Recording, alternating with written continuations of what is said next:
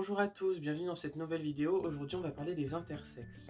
Mutilation, conséquences mentales et physiques, vous allez tout savoir ici aujourd'hui. Enfin, Mes presque jours tout. et mes nuits depuis Mais Frost, longtemps. je suis en train de tourner là. Ah, pardon, Frost. Merci.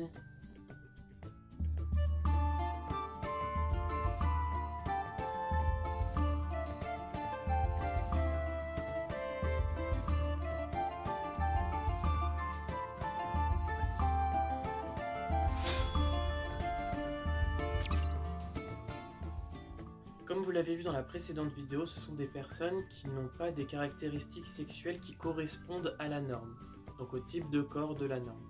On en distingue trois types. Donc les organes génitaux atypiques, donc par exemple un clitoris trop grand ou un pénis qui est trop petit.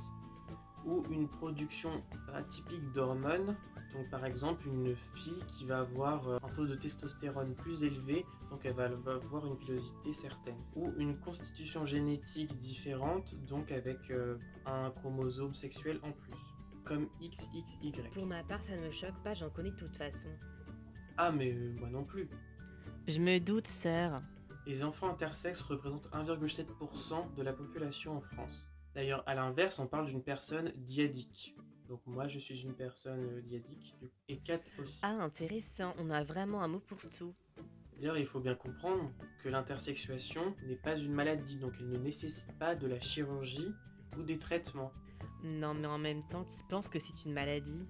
Eh bien, beaucoup de personnes. Sérieux, si ça serait un trouble, ça serait un handicap. Surtout que ça serait les médecins qui créent le handicap. Exactement, mais on en parle plus tard. D'ailleurs, le terme hermaphrodite est offensant pour certains intersexes, donc vaut mieux pas utiliser ce terme pour les définir, sauf pour certains qui l'adoptent consciemment. Passons maintenant à l'environnement médical. Certaines organisations dénoncent les violences qui sont faites aux personnes intersexes. D'ailleurs, ils en réclament l'arrêt au profit d'une approche plus éthique, notamment à l'intégrité physique et sexuelle. D'ailleurs, dans les années 90, l'affaire John Johan est décisive. Un des deux jumeaux garçons a subi des brûlures graves au pénis durant un traitement chirurgical. Traitement.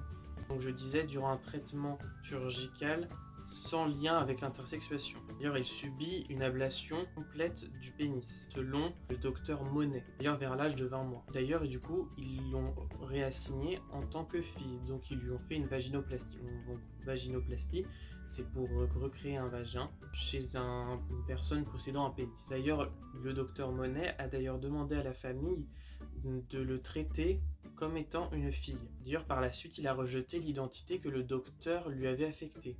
Il a donc fait une réassignation sexuelle en tant qu'homme.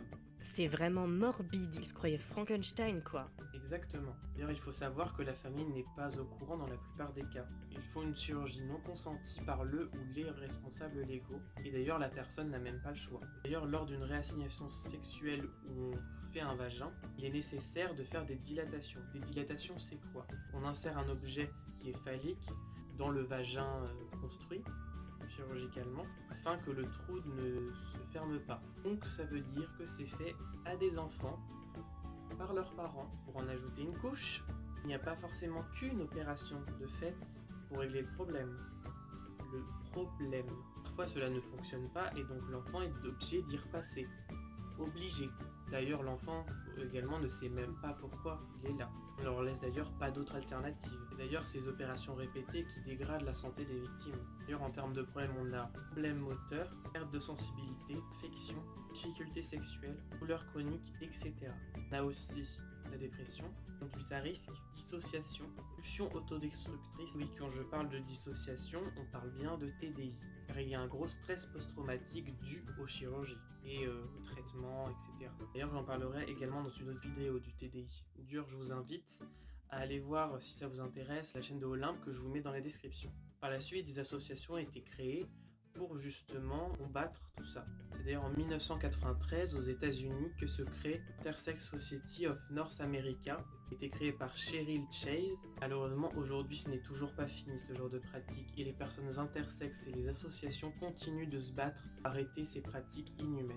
62% ont déjà été victimes de chirurgie. 39% ont déjà subi des traitements hormonaux. 37% ont subi d'autres traitements. On se rend compte quand même que tout cela va beaucoup trop loin, pour juste faire correspondre une personne à la norme.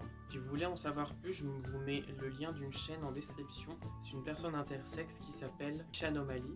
Bon, en tout cas, j'espère que cette vidéo vous a plu. N'hésitez pas à mettre un pouce vert. Non, pouce vert, je me prends 2012 moi. Donc n'hésitez pas à mettre un pouce bleu, à vous abonner et activer la cloche évidemment, hein, pensez-y. Et à aller me rejoindre sur Instagram et à aussi partager, c'est très important parce que ce serait bien d'arrêter ce genre de pratiques inhumaines qui ne servent à rien. Donc voilà, à bientôt tout le monde.